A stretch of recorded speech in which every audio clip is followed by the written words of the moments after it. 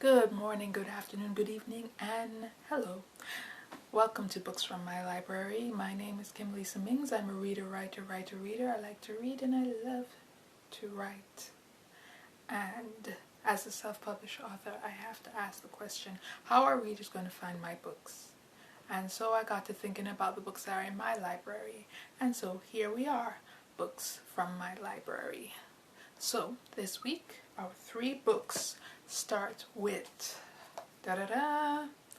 Politically Incorrect Bedtime Stories by James Finn Gardner. Now I think I got this in the mid-90s and I got it from the bookstore that was at the Woods Mall, and this was like one of our first, well, to me, first small malls where you had this anchor store, which was the Epicurean supermarket, and then I think it was like maybe 2 stores down was the bookstore. I don't even remember if it had like a name or if it was just the Woods bookstore. And I know I went there a couple times to buy my books, and I even got my tarot cards from that store. So what I think got me into getting this book was because it was just funny, and I think we got actually 2 books, and it would take the classical fairy tales, bedtime stories, and give it an interesting twist. So we have in this book, we have Little Red Riding Hood, The Emperor's New Clothes, The 3 Little Pigs, and so forth. And as the title says, it gives it a politically correct twist. And now, almost 30 years later, I have to laugh because these were terminologies that were like, oh, politically correct. But nowadays, it feels as though everything is politically correct, so you don't even need to say that it's politically correct. Why do I still have this book? In a way, I think it's more for the next generation, because it's like, we know the classic stories, and then here is the funny twist to the stories. So that's why I got the book, and that's why it's still in my library. Yay! And next we have, actually, this is one of my favorite books, The Elegance of the Hedgehog by Muriel Barbary. I'm not sure because I feel like it's French. Now, once again, a bookstore, but this was an airport bookstore. My mom and I were coming back from, I think it was Miami, or it may have been from New York through Miami, and I do not know. We've gone through a lot of airports, and I remember going through the last security check. I feel was tired. It may have even been a situation where we had worked. My mom has had a not a clothing store. She had a retail store, and we used to go to New York. Started off going to New York, and then we used to go to Miami to shop for the store. And one of the things with going to Miami is that there are afternoon flights as opposed to New York, where we would have to take the morning flight. So with the Miami, we would do whatever extra shopping for the store in the morning, finish off the packing. In some cases, I think we would get the vehicle, go to the stores, do one last shopping, and then go to the airport. And so, of course, we'd be tired and everything, and then you have to go through security.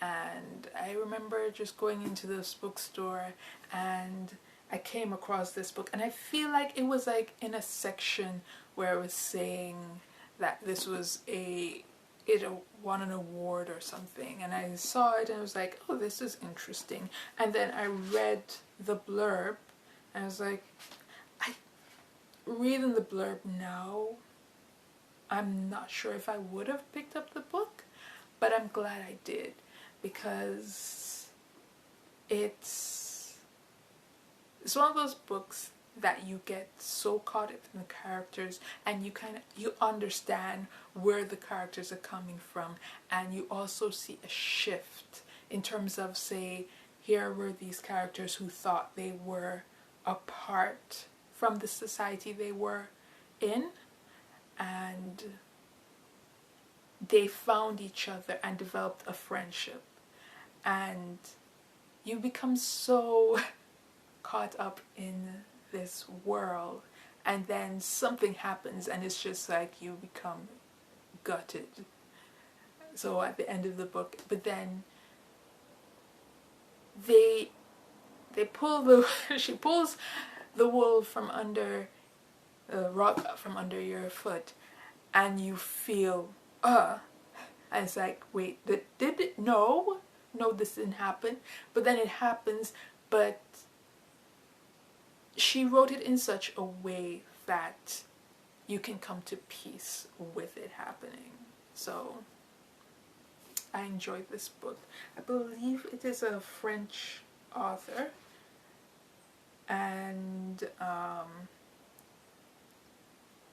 what I also found interesting was I think at the time, a little bit after I read the book and everything, and I went looking, and she didn't have much books, and the other books I wasn't really interested in. And then I think when I was maybe referring to this book, and I went looking, and this is one of the things I find interesting as an author, is that you might feel a kind of way when you get a bad review or you get a lower star rating.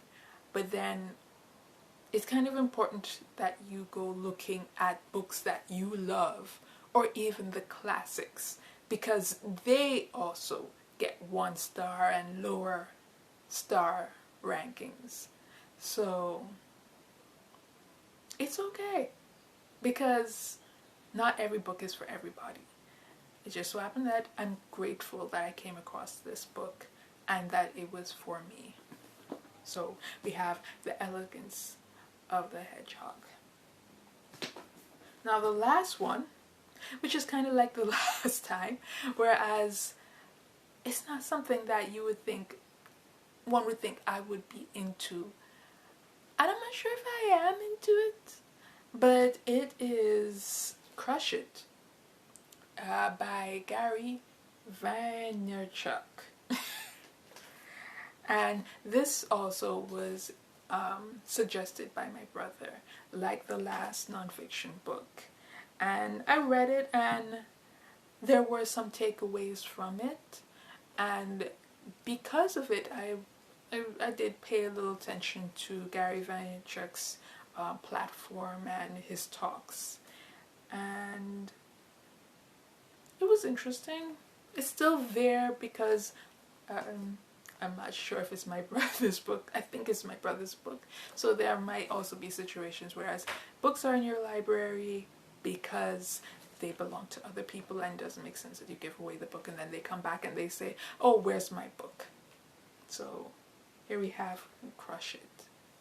And although I may say that it's not for me, or that I read it and it was okay, but I have to also, I also have to give credit to it, because it was on that journey from, say, I don't have faith in myself, who am I to do this?